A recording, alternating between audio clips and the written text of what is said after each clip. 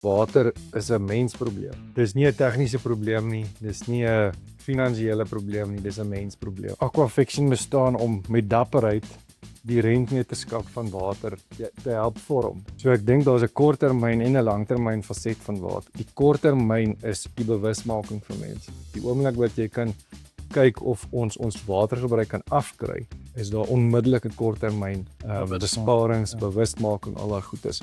En die impak daarvan op langtermyn op al die dierkomponente soos 'n backup stelsel, soos filtrasiekomponente, soos boorgatwater, soos reënwater, soos wastewater treatment. So dit is 'n sistematiese benadering van kom ons help net eers 'n ou se eie watergebruik verstaan. Ek dink ons het 'n droommodel waarna van property manager, fondsbestuurders, skole veral na lank droom, en dit wat ons bring vanuit die onderhoudsmodel wat ons in loodgieterswerk bring en dit wat julle bring in julle strategiese benadering om 'n langtermynpad in waterbesparing van monitering na suiwering na volhoubaarheid in water, dink ek ons kan regtig 'n groot hou in die markplein slaan. Ons hart is om 'n impak te kan maak wat 'n wesenlike verskil maak